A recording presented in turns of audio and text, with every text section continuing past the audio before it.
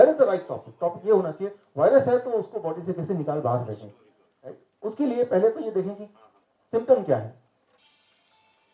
ये important scale है। Normally body का, ह्यूमन बॉडी का टेम्परेचर है वो 98.6 डिग्री नॉर्मल, राइट। टंग से, मुंह से करेंगे तो 98.6, अगर बगल में दबाएंगे थर्मोमीटर तो 97.7 ऐसे कुछ होगा, तो दैट इज नॉर्मल। 100 से 4 ये स्केल ना आपको मैं दे दूंगा, कार्ड प्रिंटेड है, right, so need not to worry about it. 100 या 100.4 डिग्री फ़ारेनहाइट तक it is called sub fever. Fever हुआ नहीं लेकिन फीवरिश टाइप लग रहा है, राइट। दैट उसका मतलब क्या, इसका मतलब है कि बॉडी में छोटा मोटा वायरस का कुछ चल रहा है, राइट, कुछ आदान प्रदान चल रहा है। Mild fever that is up to 101.3, यानी वायरस है और ब्रेन को पूरी तरह कंफर्म हो गया, ब्रेन ने अपना शुरू कर दिया है उसके खिलाफ जंग। मॉडरेट फीवर वो है 102.2 तक, मतलब जंग चल रहा है, राइट, और वो जंग में ब्रेन पर, हमारी बॉडी पर वो वायरस भारी पड़ रहा है, तो बॉडी टेम्परेचर बढ़ा रहा है। और उसके बाद होता है स्ट्रॉन्ग फीवर जो 104 डिग्री तक होता है। स्ट्रॉन्ग मतलब अब ब्रेन ने तय कर लिया कि अपना आखिरी दांव लगा दें, इसको पूरी तरह से हरा दें, that is strong fever. Severe fever होता है 105.8, राइट, जहां पे वो इंसान की अपनी इम्यूनिटी अदरवाइज भी बड़ी कमजोर थी, राइट, तो यहां पे जंग थोड़ा लंबा चल गया। देन डेंजरस फीवर होता है 105.8, इससे आगे वाकई में डेंजरस है। यहां पे यू शुड डू समथिंग ताकि फीवर कम हो, से ज्यादा ना बढ़े। उसके लिए क्या करना है, I come to it. Fatal fever और लाइफ थ्रेटनिंग फीवर इज 107.6 से ज्यादा। मैक्सिमम जो फीवर जाता है किसी का भी 109/6, मिनिमम जो टेम्परेचर बॉडी का रह सकता है 86। इससे कम होगा या इससे ज्यादा होगा, इन दोनों केसेस में ही it will lead to death. Body का जो एक होम्योस्टैट है वो 86 से लेके 109 के बीच में है, इससे अगर अलग होगा it will lead to death. अगर आपको विश्वास ना हो कभी करके देखिए, अलग, मेरा मतलब मत कीजिए, तो that will lead to death. तो अब इसमें होता कैसे है, virus it enters the body, और जब वायरस एंटर करता है तो पायरोजेनिक सब्सटेंस ऑटोमेटिकली बॉडी में रिलीज होता है जो ब्रेन को सिग्नल की तरह काम करता है, और ब्रेन समझ जाता है कि फीवर, कि कोई वायरस अंदर आ गया है, तो ब्रेन अपना फर्स्ट एक्शन फीवर, टेम्परेचर बढ़ा देता है। क्यों? क्योंकि टेम्परेचर जब बढ़ेगा तो चार चीजें होंगी, अगर कोई टॉक्सिन होगा तो वो बर्न कर जाएगा, वो बॉडी से एलिमिनेट हो जाएगा, और वो जो जर्म है, वो वायरस है, वो पैरासाइट है, वो बैक्टीरिया है, वो पैथोजन है, वो जर्म्स इनएक्टिव या कमजोर हो जाएगा। और फीवर में हमारी बॉडी की जो इम्यूनिटी है वो इम्यूनिटी अलर्ट हो जाती है और इम्यूनिटी भी स्ट्रांग हो जाती है, राइट। तो ये चार चीजें टुगेदर होती हैं जब बॉडी अपना टेम्परेचर बढ़ा देता है। This 4 things happen. इसमें जो सबसे इंपॉर्टेंट बात है स्ट्रांग फीवर। स्ट्रांग फीवर मतलब 104 तक। जब किसी का 103 पॉइंट समथिंग आता है या 104 आता है तो घबराना नहीं है उसमें। उसमें यह है कि आपका बॉडी एक आखिरी पटकनी मार रहा है। आपने देखी सुल्तान मूवी? देखी सुल्तान, राइट? तो सुल्तान में इमेजिन कीजिए कि वो सुल्तान है, वो बॉडी का टेम्परेचर है, वो ब्रेन है, और दूसरा वाला मैं आपको वीडियो दिखाता हूँ, राइट, कि कई बार वायरस भारी पड़ता है कई सारे कारण से, तब ब्रेन अपना आखिरी दाव लगाता है। At the time temperature briefly एक आध घंटे के लिए बहुत हाई जा सकता है, as high as 104, you know to worry about it, right. आप ऐसे इमेजिन कीजिए। Every single body. I'll pack it up. I'll send it to your wife.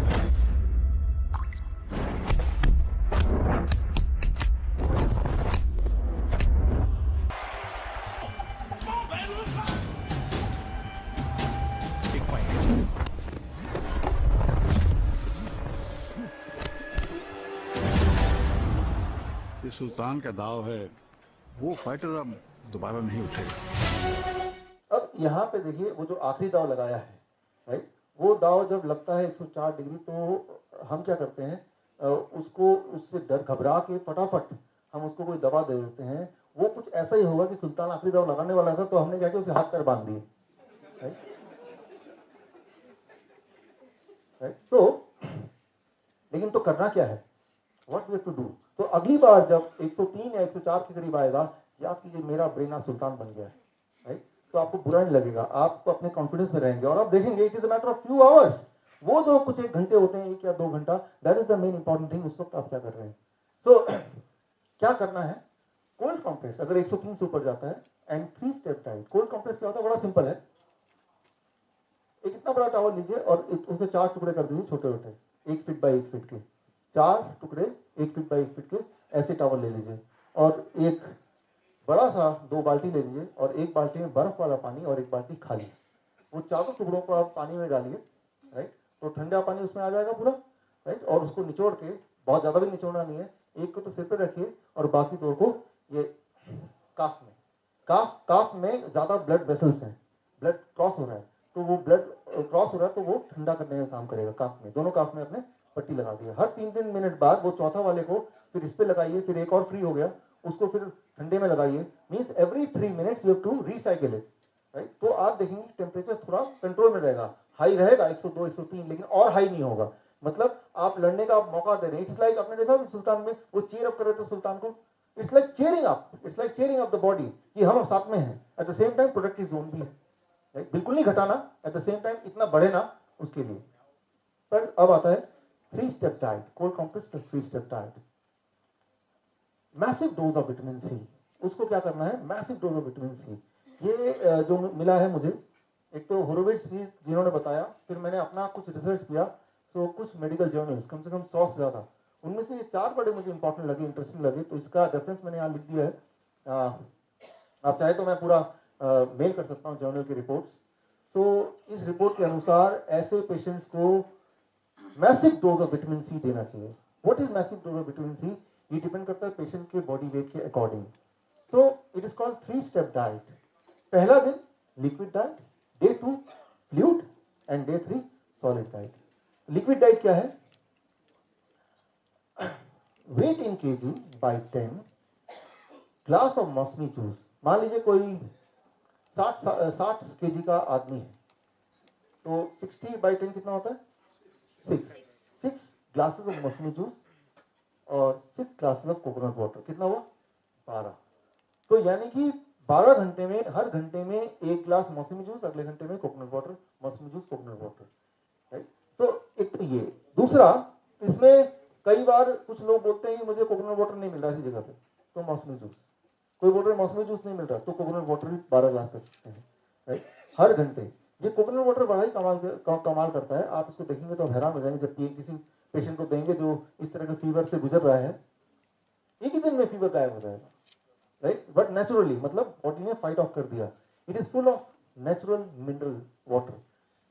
सबसे खास मिनरल वाटर भगवान ने बनाया है बॉडी को इंस्टेंटली ताकत देने का, और mineral helps the body to fight with the virus.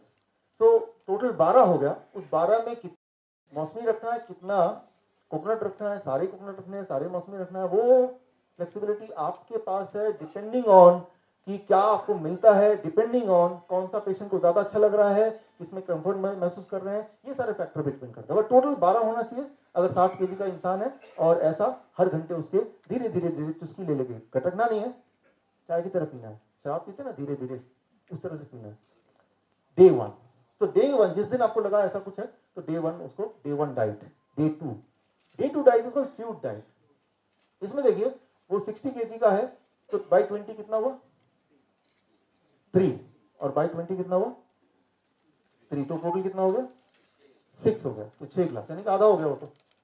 Plus weight in KG, that is 60 into 5, कितना हो गया 300 ग्राम्स ऑफ ये फ्लूइड। टोमेटो एंड कुकुम्बर उसके अंदर देखिए फ्लूइड टाइप होता है, पूरा सॉलिड नहीं है। That is the most important thing, right. तो आपको ये बोलना है कि टोमेटो कुकुम्बर 300 ग्राम पूरे दिन भर में उसके पेट में जाना चाहिए।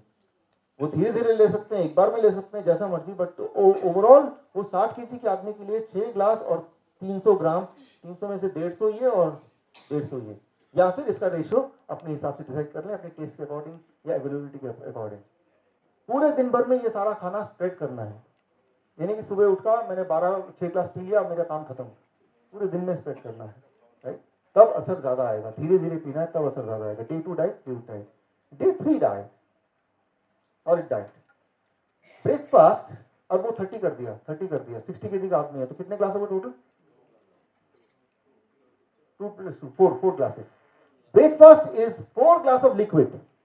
इसमें 2 ग्लास है मौसमी जूस या ऑरेंज जूस या पाइनएप्पल जूस, मौसमी नहीं मिल रहा तो पाइनएप्पल मिलेगा, पाइनएप्पल नहीं मिल रहा तो ऑरेंज मिलेगा, नहीं मिलेगा तो कोकोनट मिलेगा। टोटल 4 ग्लास तो ब्रेकफास्ट में खत्म करने 12 बजे से पहले। Lunch, lunch is the fluid lunch, that is वही वाला 300 ग्राम जो अभी डे 2 में था। And dinner normal home cooked food, ये बड़ा इंपॉर्टेंट है, वही रोटी दाल चावल सब्जी। अच्छा ये क्यों? क्योंकि जब ये खाएंगे तो ब्रेन को एहसास दिला रहे भाई सब कुछ ठीक है, तो घबराओ मत। तो ब्रेन बोलेगा मेरे साथ कुछ अजीब हो रहा है, बॉडी में कुछ अजीब चीज आ रही है, इसका मतलब इमरजेंसी जोन है। तो ये ब्रेन को, उस पेशेंट को एहसास दिलाएगा, उसके ब्रेन को बोलेगा एवरीथिंग इज ओके। और उस वक्त तक, ये तीसरे दिन की बात है, the patient will be actually okay, right. और तब पेशेंट का मन करेगा, खुद ही बोलेगा कि मुझे रोटी खाना है, मुझे चावल खाना है, मुझे दाल खाना है, मुझे सब्जी खाना है, मुझे राजमा खाना है, छोले भटूरे मतलब खाना है, या पकौड़े खाने हैं। तो समझ लीजिए पेशेंट ठीक हो चुका है आप, तो वो दे देना उसको, right.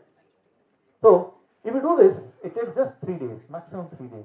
It takes just 72 hours, right? So अब आपके पास ये है कि आप देखिए कहीं कुछ मिल जाए, कोई बुखार वाला आदमी, तो बस वो तो गया एक्सपेरिमेंट करने को, आपके पास गिनी पिग मिल गया, right?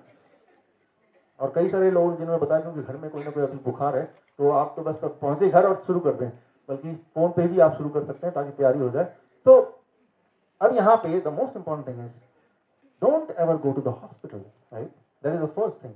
कई बार लोग पूछते हैं अगर कुछ हो गया तो, अगर कुछ हो गया, अगर पेशेंट मर गया तो। मर नहीं सकते डेंगू के वायरस से। डेंगू का वायरस आता कैसे बॉडी में, बताइए कैसे आता है, बॉडी तक कैसे पहुंचता है? मच्छर से आता है। तो डेंगू के वायरस से जब वो मच्छर नहीं मर सकता तो आप कैसे मरेंगे?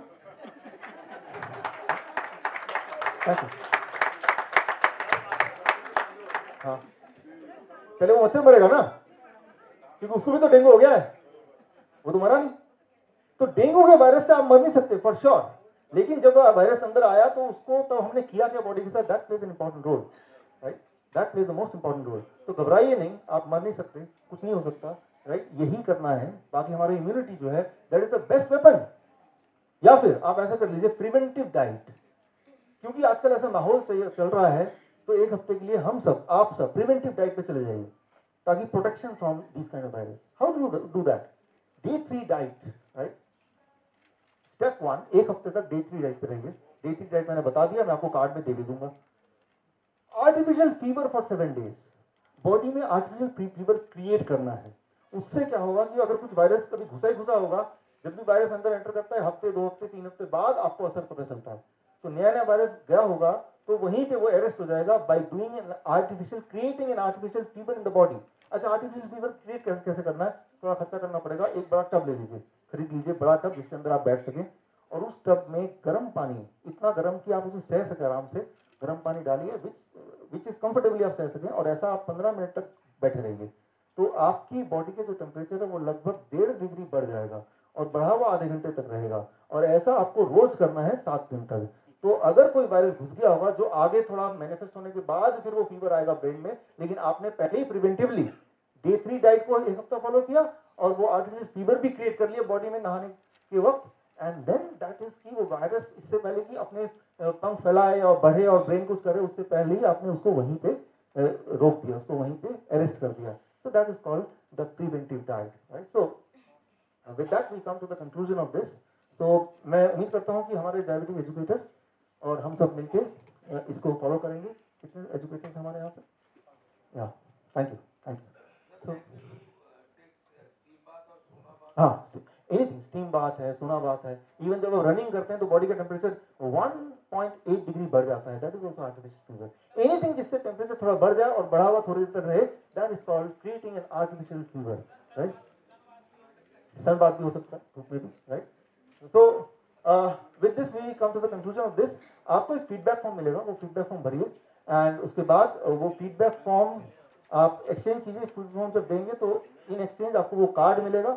उस कार्ड में जो मैंने इंपॉर्टेंट चीज बोली है वो प्रिंटेड है, लिखा हुआ है, जिससे आप अपना और अपने दोस्तों का ख्याल रख सकें। आप आए, हम मिलते रहेंगे। आपका धन्यवाद। Thank you.